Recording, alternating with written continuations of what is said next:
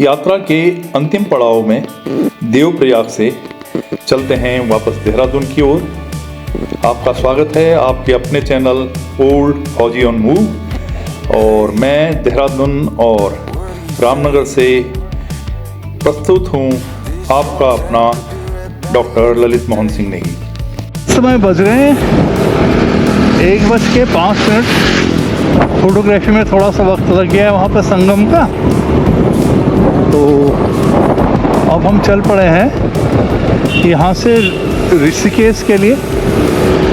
कोड़ियाला, ब्यासी, ऋषिकेश ऐसे, और 70 किलोमीटर ऋषिकेश बता रहा है।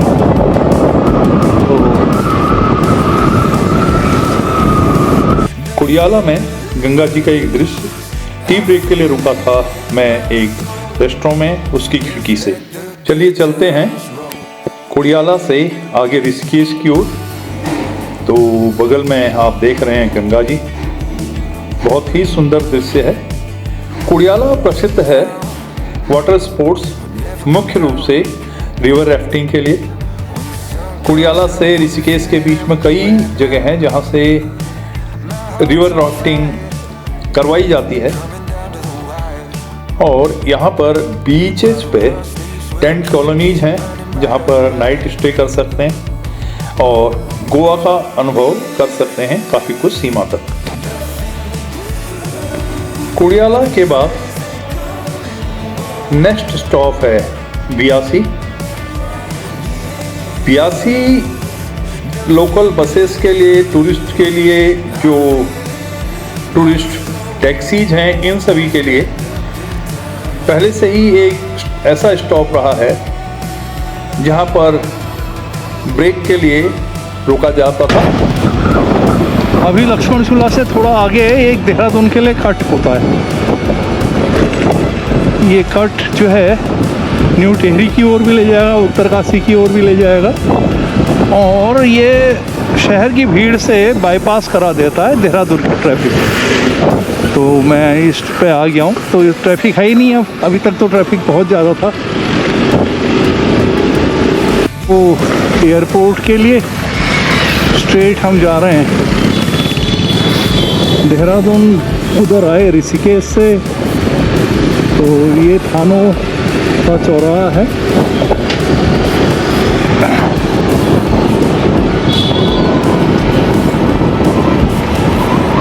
मसूरी लिखा है ना इसमें। आवाज़ भी नहीं निकल रही यार, अब तो थक गया लग रहा है। थानों और रायपुर के बीच में ये जंगल का पैच बहुत ही खूबसूरत पैच है। 4:07 हो रहे हैं।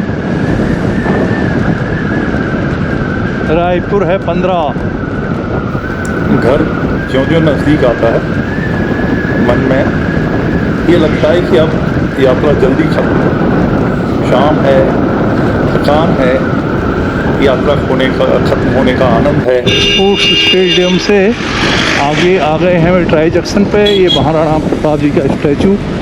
लेफ़्ट को जाएंगे तो ये रायपुर होते हुए देहरादून शहर को, राइट को मालदेवता। तो राइट को हम मालदेवता के लिए निकलेंगे और फिर आगे निकलेंगे सहस्त्रधारा। तो ये मालदेवता वाली रोड है, और मालदेवता जो है सहस्त्रधारा, मसूरी, धनौल्टी इधर से है, और मुझे राजपुर जाना है तो मेरे लिए सूटेबल रास्ता होता है। मालदेवता इस बार लाइमलाइट में था बाढ़ के कारण होने वाले नुकसान से। बस 4:25 हो रहा है इस समय, घर पहुंचने की जल्दी है। साईं बाबा मंदिर से मैं राजपुर रोड पर आ गया हूँ, लासा, और बस अब ये लेफ़्ट को फ्रेंड्स लेन, ये लेफ़्ट को मेरी फ्रेंड्स लेन आ गई है। मोटे मोटे बंदर घूम रहे हैं। फ्रेंड्स लेन, बारिश ने सारी लेन तोड़ के रखी हुई है।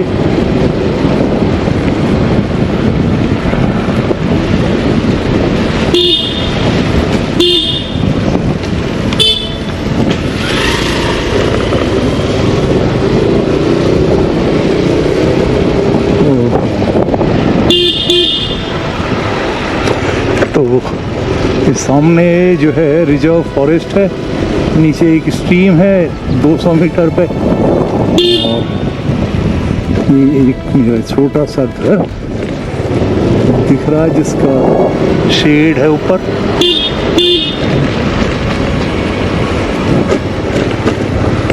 ये नेक्सॉन खड़ी हुई है।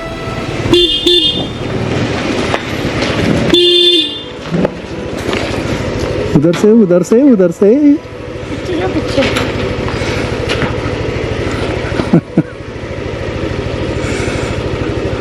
गेट खोल दे, गेट खोल दे। Welcome home. Thank you, welcome home कर रहा है। अंत में 8 दिन की इस यात्रा का उपसंहार। देहरादून प्रथम दिन चलते हुए बिल्कुल लगभग प्लेन्स में प्रदेश के पश्चिमी हिस्से से पूर्वी हिस्से की ओर और फिर उत्तर की ओर चंपावत। अगले दिन पिथौरागढ़ होते हुए धारचूला, जो कि बॉर्डर टाउन है नेपाल और भारत के बीच में। वहाँ से तीसरे दिन गुंजी, गुंजी से नाभी होते हुए ओम पर्वत लगभग 15,000 फीट, और अगले दिन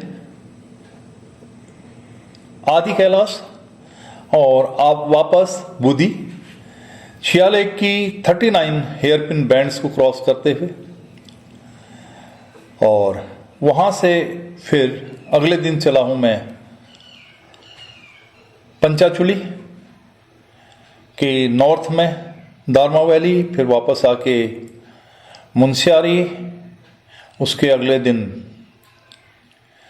बागेश्वर होते हुए बैजनाथ टेम्पल होते हुए ग्वालदम, और फिर ग्वालदम से कर्णप्रयाग, रुद्रप्रयाग, श्रीनगर, देवप्रयाग, ऋषिकेश होते हुए वापस देहरादून। तो पूरी यात्रा प्लेन्स में रही है, अधिकांश हिस्सा माउंटेन्स में रहा है, पर्वतों में, और पहाड़ और पर्वत, और हाई एल्टीट्यूड में रहा है लगभग 15,000 फीट।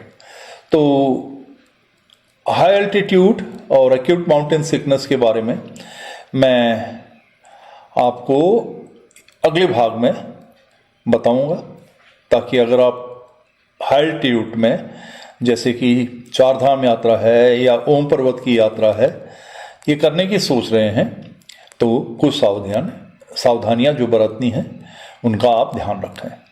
धन्यवाद वीडियो देखने के लिए, पूरी यात्रा में मेरा साथ देने के लिए और मेरा उत्साह बढ़ाने के लिए। ऐसे ही आगे भी उत्साह बढ़ाते रहें, पर्यावरण का ध्यान रखें, और प्लास्टिक का प्रयोग जितना कम हो सके उतना कम से कम करें।